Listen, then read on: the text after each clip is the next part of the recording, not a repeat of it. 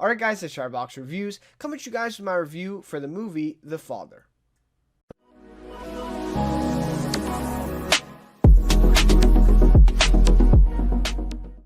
Alright, so we're back with the Oscars 2021 Contender Series here on the channel. So it's been a little bit. It's been, I think, almost 2 weeks now since my last review. And this one is for The Father. So this one I actually watched a few days ago now. And just got around to making the review now for it. And, you know, of course, the nominations are out now for the Oscars, and I believe we're only about 20 days out from the, well, no, a little bit more than that, right? But yeah, very, very close. It's finally coming up, right? You know, usually it would have been already over 2 months ago. So yeah, this year has definitely been a lot different in terms of that, and we're getting close. So yeah, so it has changed this series a little bit, and it's kind of, I guess, a little bit taken away from my kind of motivation at the very beginning to kind of, I wanted to try to watch most of these films before the nominations came out, and I just wasn't able to do that. But I do think that, again, the conversation can really be shaped by these nominations and kind of giving my thoughts on what I think they deserve, you know, what they might win, you know, compared to what they actually got nominated for, and all that. So really enjoy sharing my thoughts of this one. And of course, I'd love to hear your guys' thoughts. Let's discuss this one. You know, I've heard lots of really good things about this movie. Probably the most positive out of any of them that I've seen. There's really not a lot of people saying or pointing out any obvious negatives with the film. So that's been really impressive, and I'd love to hear your guys' thoughts on this one and discuss this one with you guys for sure. So yeah, and if you enjoy the review, please have a like and consider subscribing to the channel as well. Would really appreciate that. Without any further ado, so basically what I'm going to do is just a little bit of a recap here at the beginning, then kind of get into my non-spoiler review or my overall thoughts of the film without any spoilers, and we'll kind of go through that, give you kind of my log line, what I like to call, of the film, my kind of thoughts, and then I will give a warning as we will get into spoilers, and that will be kind of the big chunk of this review, where I'll kind of dive deep into that and talk a little bit about the ending as well, and what I kind of thought about it, for sure, in depth there. And then, of course, we'll end off with talking about its chances at the Oscars. You know, what it's been nominated for, where I think it can win, where I think it deserves to win. You know, did it miss out on a nomination? All that sorts of stuff. So I'd love to hear your guys' thoughts on that one, of course, as well. But anyways, with all that being said, let's get into this one. So, The Father. So this one's directed by Florian Zeller, which this is actually his directorial debut for a feature film, at least. I believe he directed either a few episodes of a TV series or a TV movie, something like that. But this is his first directorial feature film. So this is an interesting one for him. And of course, he's a playwright, right? That's kind of where he is mainly is the kind of theater world, which is you know, a little bit different, of course, from the feature film world, and especially the Oscars stage as well. So this one is the screenplay is written by Florian Zeller and Christopher Hampton, but it's an adapted screenplay because it's actually based off Zeller's own play, which was a Tony Award nominated play. It got nominated for Best Play of the Year. So that was very interesting. And who was it? Frank Langella, who played the father, right, Anthony Hopkins' role in this film, won the Tony Award, actually, for Best Performance, I guess, from a lead actor. So really an interesting kind of basis here for this one. Obviously a very impressive play. And in Europe, too, it has done really, really well. Of course, the one that nominated for the Tonys, that was translated from French and then, you know, was on Broadway. So really interesting kind of story here. And really great to see Florian Zeller, you know, again, kind of making this transition over to film.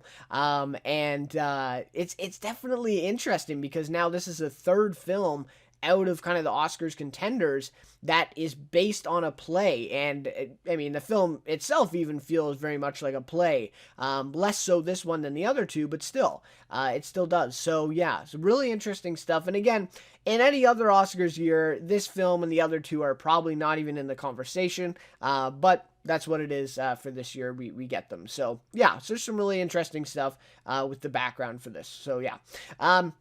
So this one stars Anthony Hopkins and Olivia Colman. It's pretty much them too, but we also get performances here from Mark Gatiss, Olivia Williams, Imogen Poots, and Rufus Sewell, or Sewell. And Rufus Sewell I actually did recognize, but all these other actors I've never seen before. And I believe everybody here in this cast is British, I believe. Yeah, I think so. So, definitely did not recognize a few of them. But Rufus Sewell, I definitely stood out. And of course, Anthony Hopkins playing the titular character.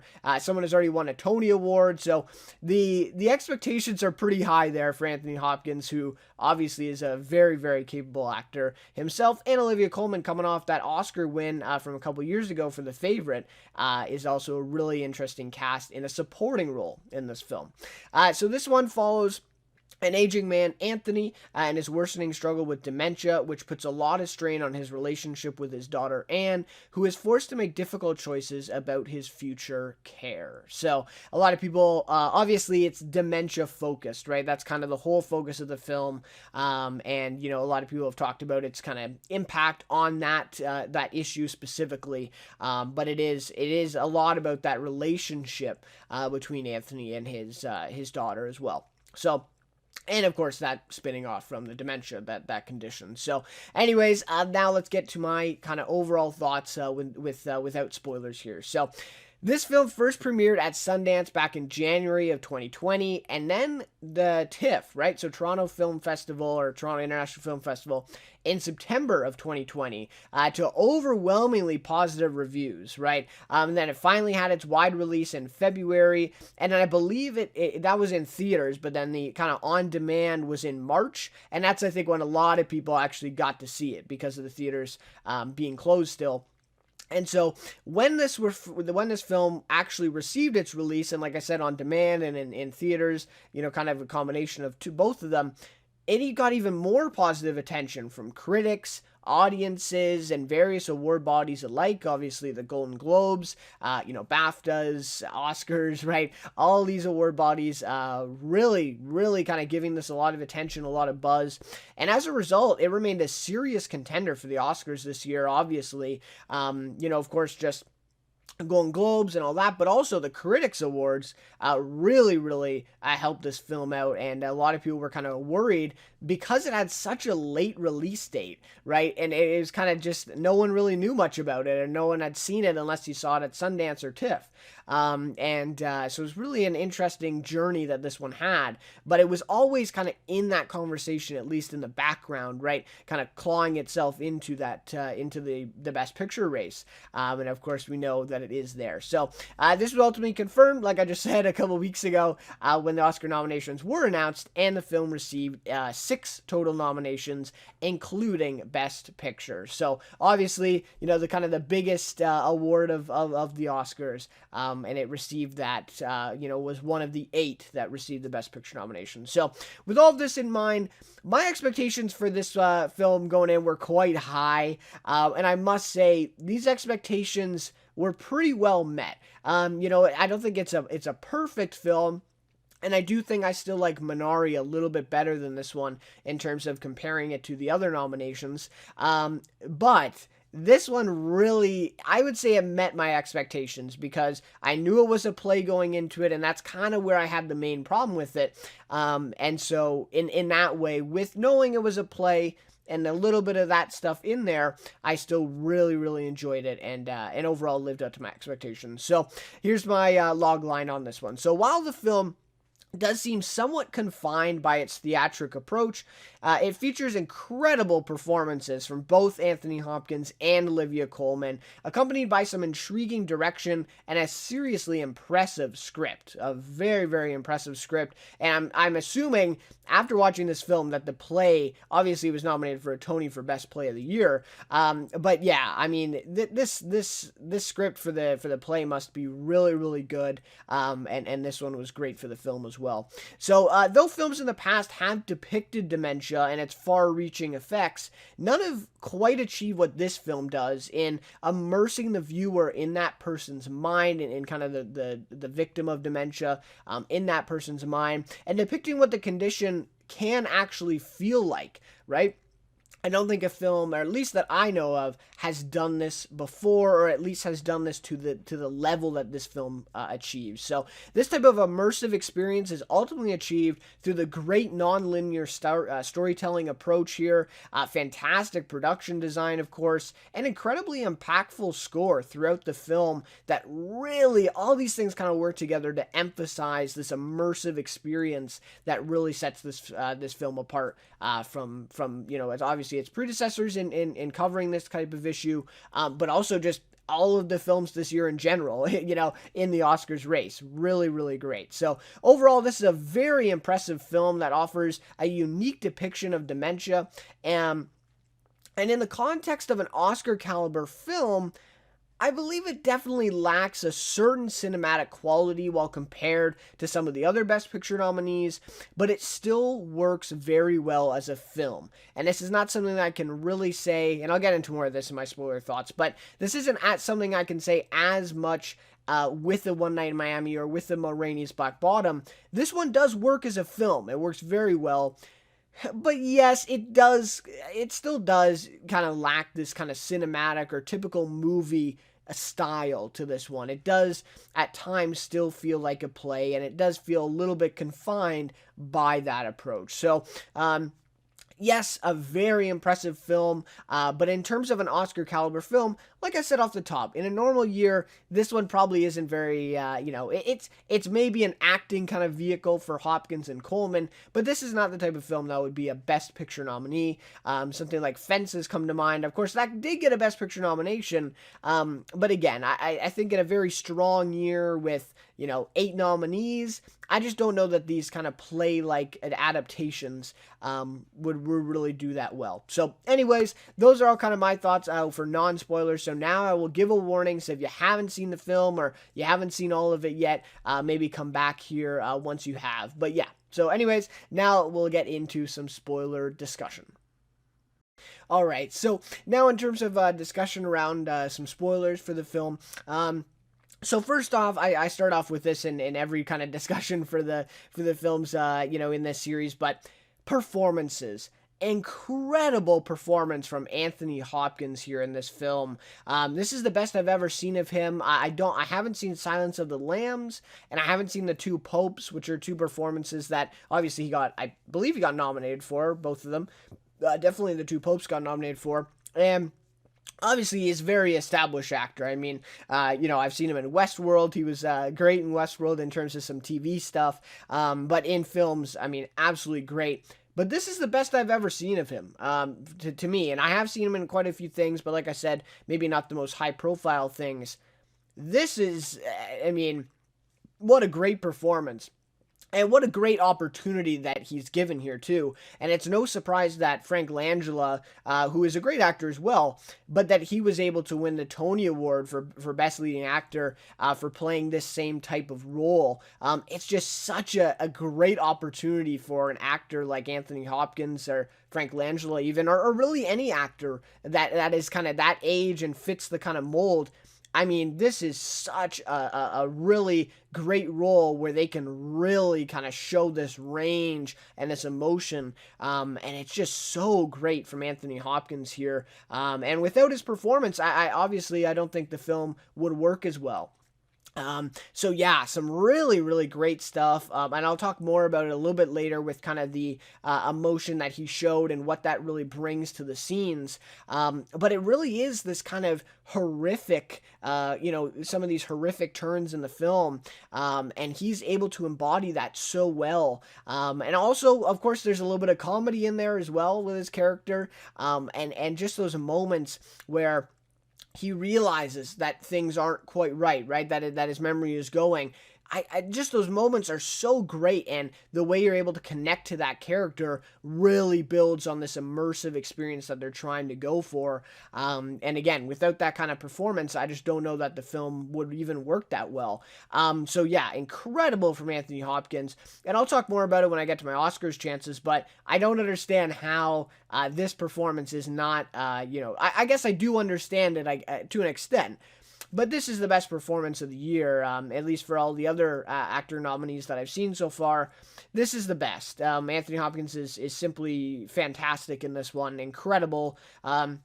Can't say enough about him. And then also an impressive supporting performance from Olivia Colman. And I don't think, and this is the best I've seen of her as well. I think. I mean, I haven't seen The Crown, so I haven't seen her kind of role in that series, and I didn't see The Favorite. But I have seen her in some other things, and I thought she was good. I'm not sure that I really saw her as an Oscar caliber actress, but this film, she is really great in. And again, even though you're kind of in this immersive experience with Anthony Hopkins' character, Anthony, you actually are able to feel for her as well, and kind of connect with that character and be in her shoes at the same time. And I think that really shows through a performance. Again, a lot of emotion, a lot of range in this role for Olivia Colman. And I think she handles it really, really well.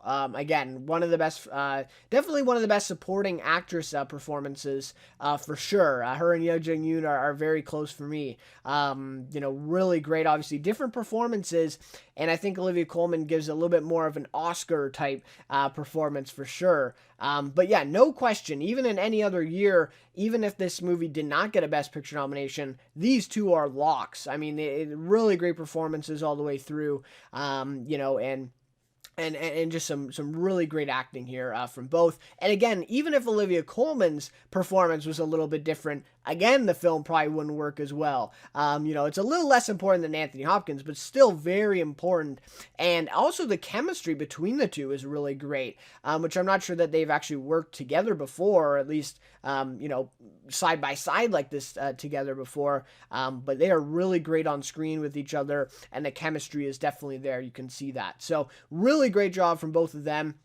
And honestly, you don't really need anything else. You have those two, you have a few of these supporting performances, and if those two are as good as they are, you're fine, right? But I also thought Rufus Sewell also stood out. I think that's how you say that, Rufus Sewell, yeah. He also stood out. I've seen him in a few films. The Holiday is one that really sticks out. He was pretty good in that one. Obviously, it's a kind of a comedic role, but I thought he was good in that, and I thought he really stood out in this film, especially that one scene where he slaps Anthony. Obviously a very hard scene to watch, and I don't know, I just really, really like that. And he's a good kind of antagonist, not really a villain, but more of a kind of just an asshole kind of antagonist character. He played the same type of thing in The Holiday, and yeah, just a really, really believable performance there from him, and gave what he needed to. I mean, that's really not a big role, and he did a really good job in it. So no, supporting actor or anything like that. No kind of blasphemous, claims or anything. But he was good in the role he was given. And the rest of the cast was good. Again, I haven't really seen any of them in any other things, but they were pretty good here as well. I thought they were pretty good. And of course, the reveals of them, at the very end as the doctor and the nurse, or the caregiver, were also interesting, and that kind of switched their performance, which I thought was actually pretty impressive for them, for those actors, to be able to kind of play multiple characters, actually, right, if you think about it. So, yeah, really good there. There wasn't a single, cast member that was bad, I guess is what I'm trying to say. Some really great stuff there. So definitely confined by its theatric approach. Though, again, I will say it is a better adapted screenplay than One Night in Miami and Ma Rainey. Ma Rainey is like, it literally feels like a play that's being filmed. I mean, there's really nothing of that movie that feels like it couldn't have been performed on a play, in a stage type of performance. There's a lot of long scenes. I don't want to spoil anything, I guess, but there's a lot of long scenes where there's just dialogue and just characters moving around. It's like literally stage directions, right? Miami, again, it does suffer from that, but there are a couple, at least like montages and sequences in the film that are a little bit, kind of separated from the play. But again, that one I really am kind of confused about, because that's Kemp Powers who adapted his own play. And the screenplay for One Night in Miami is not that different. So I'm just, I kind of wonder why he took that approach, and maybe that is what they were going for. Anyways, so both these films didn't get nominated for Best Picture, which were kind of a shock to a lot of people, of course. But the only thing they have in common is really that they're both plays. And so that obviously played a part. Though The Father, which is, again, another one that's based on a play, was nominated. And I think that really does speak to the fact that it is different from these two films, in that it does feel a little bit more like a movie, and the screenplay is a little bit more fleshed out, a little bit more polished. So, I do think, though, it does really feel like a play at some points. It feels like a play just being filmed, right, at some points, especially in its runtime. I felt like it could have been longer and a little bit more fleshed out. It largely works. I mean, the ending is effective. Of course, a very emotional ending. But I just feel like it could have been a little longer. A lot of these scenes just kind of felt, a scene here, a scene here, a scene here, and less of kind of a progressing story throughout. And of course, that is the approach that they were taking. I get that with the nonlinear storytelling and kind of the immersive experience they're creating. But I still think there could have been a little bit more of a story there, a little bit more of kind of a kind of a kind of more realistic progression, right? With some of the story points and some of the development here. And yeah, it did seem a little bit abrupt at the end. I felt like we could have seen a little bit more of that relationship with Anne and Anthony, and maybe even a scene later in his life and with the conditions. So again, I thought, yeah, at times with the runtime and the approach to it, and of course, I mean, through the production design and that kind of apartment, the flat, right? That was kind of the main setting of the film. And again, with that, it also felt like a play in that it's kind of just one setting and a lot of dialogue and a lot of characters moving around. But it worked. It worked in that way because of the approach that they took with the nonlinear storytelling and the kind of immersive experience, the camera movements and all that stuff really played well, though, with that one setting. So again, that kind of maybe helped it feel a little bit more like a film in that regard. But yeah, so definitely you can tell it was a play. You can tell it's kind of based around that, and it does definitely feel different than something like a Judas, obviously, different than a Minari, right? This doesn't quite feel like a polished film well compared to some of the other nominees, but definitely better adapted than Miami and Ma Rainey. I will give it that, and I think that is the reason why out of those three, this one was the one that got the nomination for Best Picture, and those two missed out. So those are my thoughts there. Excellent production design, editing, and score. I think all of them really lend themselves very well to this kind of theater and play-like experience, which, like I said, with the production design and the apartment and the settings, it did kind of contribute to that, but it was very effective at achieving the approach that they took for the film and creating this immersive experience.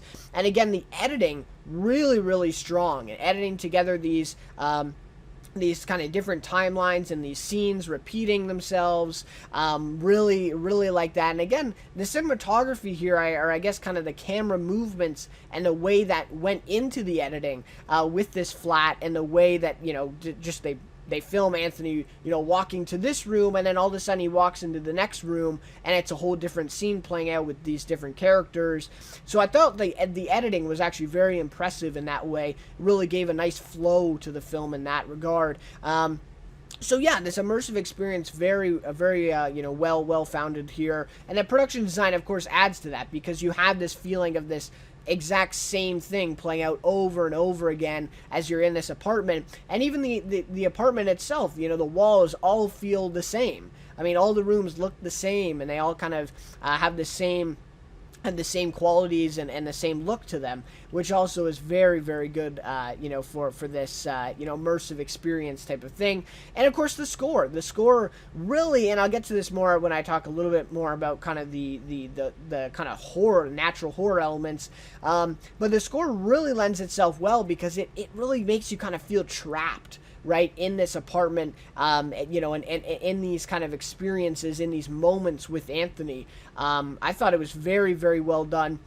I will say, and again, I'll get to this with my criticism, I think there were a couple issues with the score, but I think for the most part, it really did help with this experience. I just think that it was maybe a little overused, but anyways. So yeah, some really great stuff all the way around with all those three, and I really think all those three should have received nominations. Of course, production design and editing both do, but I think the score definitely should have been considered as well. It was really strong, especially in those, few moments, right? If you know what I'm talking about, with those kind of the string movements. Kind of reminded me a little bit of kind of a Psycho, right? Of this like very string, pulling the strings at these very, kind of almost horror moments here. Those kind of dementia episodes and those breaks where he realizes that he's losing his memory, and this is just playing out again, right? This kind of repetition. So anyways, some really great stuff there. So the non-linear storytelling, obviously, to me at least, this film reminded me of Memento immediately, and I really liked Memento. I feel like that's a very strong film, and again, it's a little bit different, right, because Memento is, again, dealing with memory loss, but it has more of a distinct plot throughout it, right? He's trying to get to this certain point. I believe it's to find his wife's killer, right? I believe that's what the film is, or I guess maybe towards the end. I really can remember this, but I think towards the end we find out that maybe the killer wasn't the guy he's going for. Anyways, so obviously it's a non-linear storytelling, approach to that film as well. But that one has a bit more of a distinct plot throughout. This one, there's not much of a plot because it really just plays out over and over and over again, and we don't really get anywhere. And even basically the ending to the film is, Anne leaving him at this, care home, right?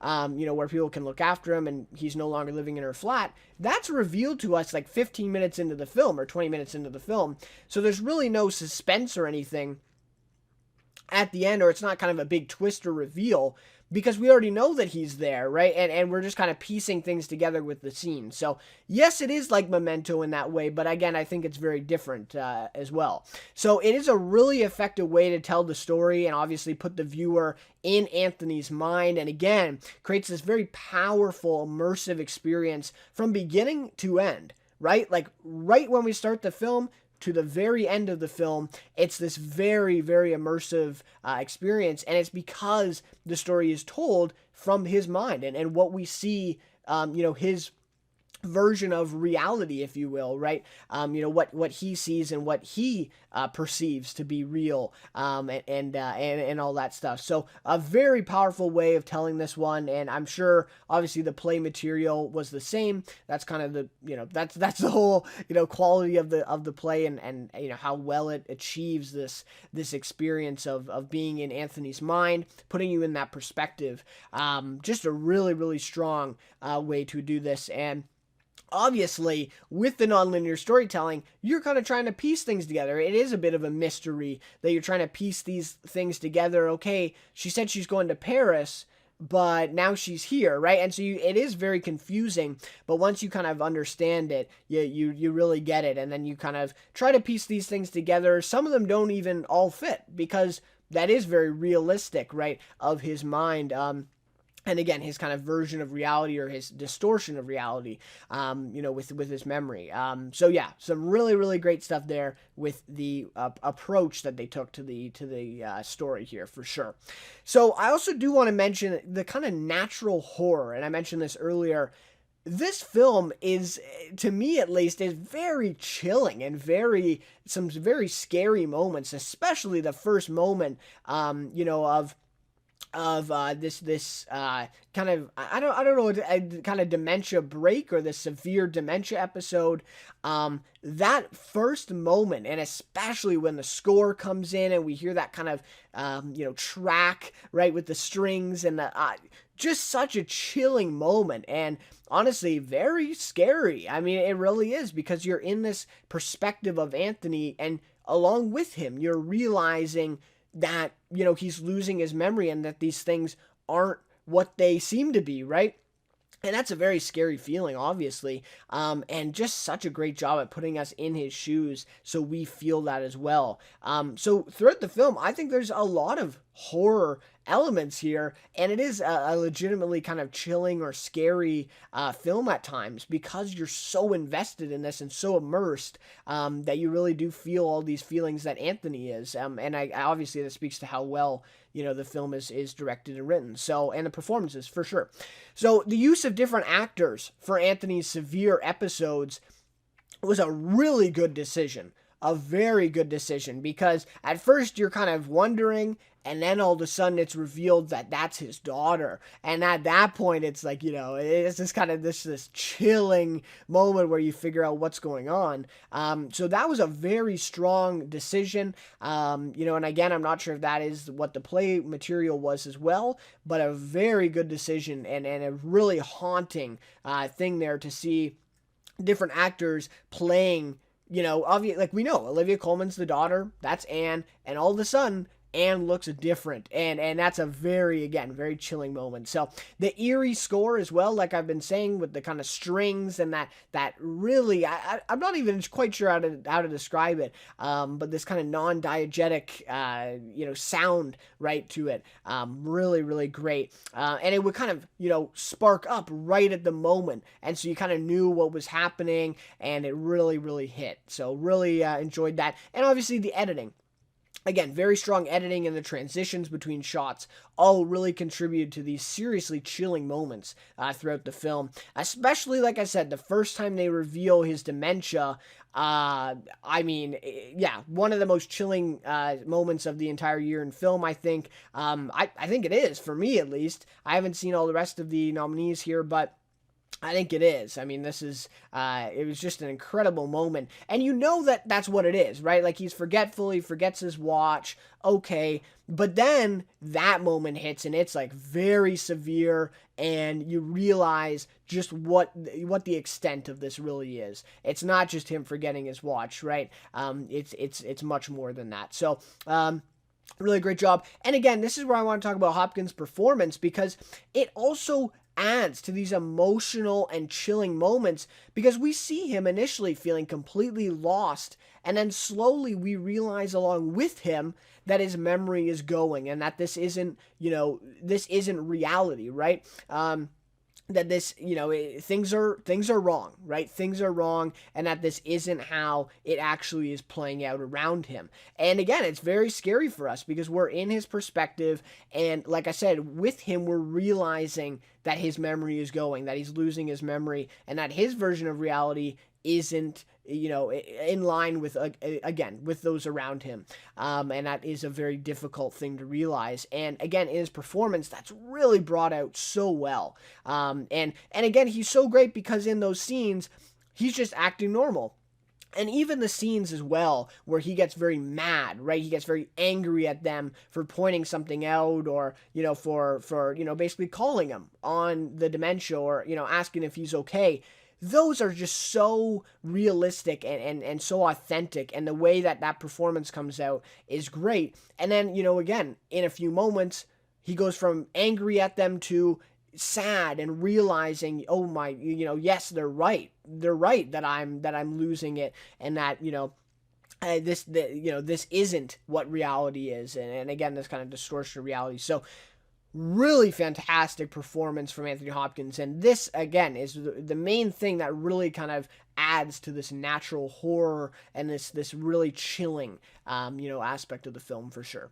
Okay, so a couple criticisms I had of this one, and I said I would kind of come back to this. So the dementia reveals seem to get a little repetitive, and again, the first, second, third, very strong, and like I said, the first is obviously very chilling, and so was the second and third, but I feel like after the third or fourth time, I'd say probably the fourth time here, it was a very similar score coming in each time, very effective, but it's used the same way each time. I honestly believe that the score is the exact same for all those moments. There isn't really any variation there. And so it's just kind of the same score comes in, so you know what's going to happen, and you've already seen those moments. So I just feel like maybe cutting back a couple of them towards the end of the film might have been a little bit better. Again, it just seemed a little repetitive, and it really, because it became repetitive, kind of took away from some of those really earlier ones that really worked well. And at that point, you're kind of like, oh yeah, right? Like we know that this isn't real. We know that this is just going to be a twist, and that he's that he's losing his memory in this moment. So again, yeah, it may be a little bit too repetitive at times in terms of that, and I think that could have been maybe handled a little bit better. And like I said, it became kind of predictable, right? And when this score comes in, right away you're like, oh, it's that, right? And it kind of ruins this kind of twist that they were trying to build up and trying to, kind of get you on again. At least this was my experience. Maybe other people were really kind of that invested, that they were, really drawn or really swayed by these, reveals in these moments, even later in the film. But just my experience, I thought they were a little predictable at a certain point. And to me, a very odd reference here, but it did seem somewhat like It Chapter 2 to me in this way, because It Chapter 2, if you've seen it, it's like literally, there's a part of the film, I think it's the second act of the film, which is literally the exact same thing over and over and over again about 5 times, right? Just this repetitive loop of things just for each character, their experience with Pennywise. And again, in that, the score is like pretty much the exact same. And it's just these moments where you know exactly, it's so predictable because the same score comes in and it just is the same over and over and over and over again. Obviously, this film is not as bad as that. It Chapter 2 had some very big problems, with that, and of course outside of that as well. But I do think it was kind of similar. It was a little bit too repetitive and a little bit too predictable by the end of this film, in kind of a similar way to that. So again, maybe just reduce these a little bit towards the end. Again, maybe that more concrete plot would have been a little bit more, lend itself a little bit better to that ending. Or find a different score, find a different piece here where you could kind of fill in so it's similar, so you kind of expect what's happening, but it's still a little bit surprising. So anyways, those are kind of my thoughts on that one. And kind of a weird reference, but that's the first thing I thought of for this. So I also, like I said, been saying it could have been a more clear plot with Coleman's character, and I think we also could have seen her struggle a little bit more with this condition and how it affects her. And again, though I kind of go, back on this because it is, by doing that, by focusing on her character a little bit more, I feel like it would take away, of course, from that whole immersive experience. So maybe it is kind of the best that they didn't do that after all. So I am kind of conflicted on that one because, again, I feel like maybe they could have given a little bit more development to Anne's character and showed those effects on her a little bit more, but maybe that would have taken away from the kind of immersion here with being in Anthony's shoes. So maybe you do it through scenes with Anthony in them. Maybe that could have been done, and maybe that could have improved that a little bit. But yeah, so I'm a little conflicted on that, but I do think maybe a little bit more of a clearer plot with her in it. And again, I really would have liked to see a scene at the end with Anne and Anthony in that home that she puts him in, or at least the care home, right?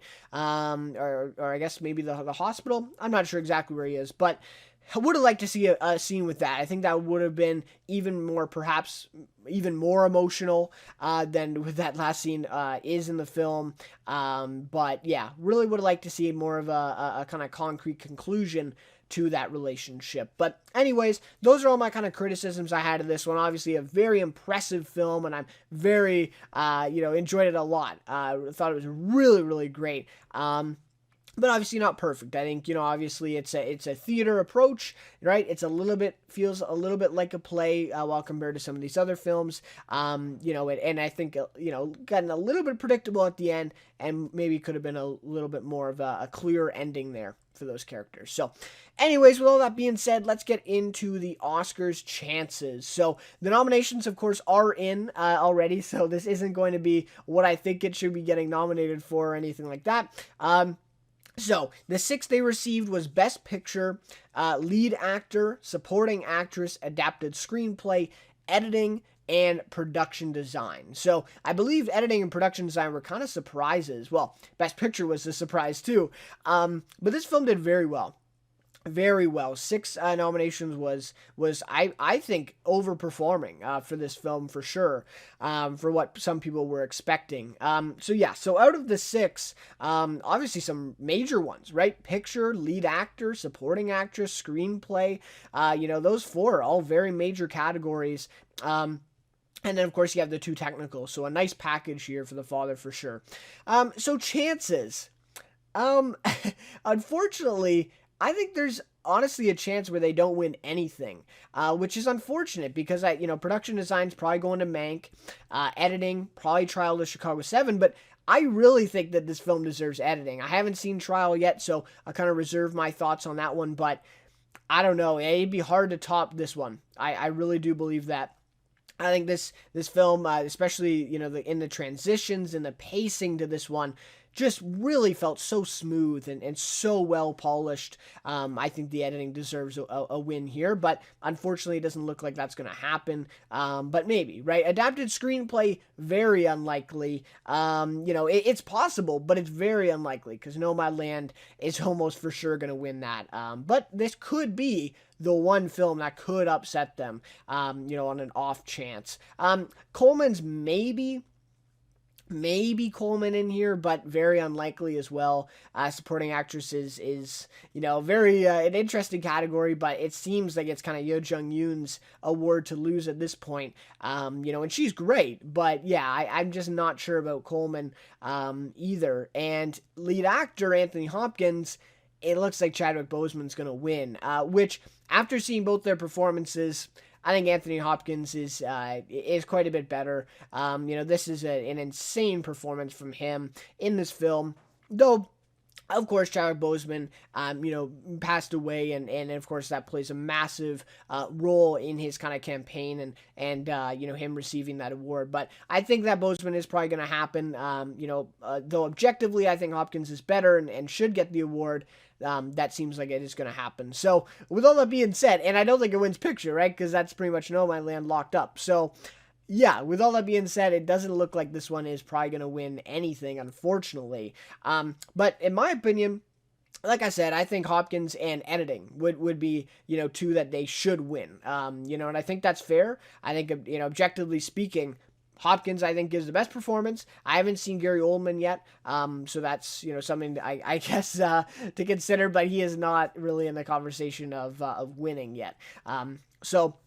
Anyway, so Hopkins objectively, and I think editing objectively, is also probably some of the best of the year. And I think they definitely deserve both of those. And I haven't seen Nomadland yet, so that is probably something I'm going to look for next. And so Best Picture, can't really comment there either well compared to that one. But anyways, so those are all my thoughts on kind of the Oscars chances. Love to discuss that with you guys and hear your guys' thoughts. But unfortunately, yeah, this one looks like it might be, it might be a 0 on Oscar night for them in terms of wins, but we'll see. We'll see what happens. It was already a surprise that they got Best Picture in these nominations, so maybe we'll see another surprise, right? Who knows? So, anyways, guys, thank you guys so much for watching this review.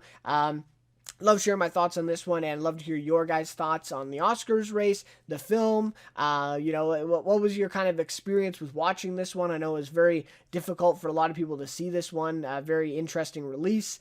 So love to hear all you guys' thoughts on that one. Whatever you want to share, love to discuss that with you guys. But anyways, so next I'll probably be watching either Mank or Nomadland. Those are kind of the two on my radar. And hopefully we'll get around to, all the rest of the nominees by Oscars night. So hopefully we'll get into that one and I'll share my thoughts on those. But anyways, once again, guys, thank you guys so much for watching this one, and we'll see you then in my next review.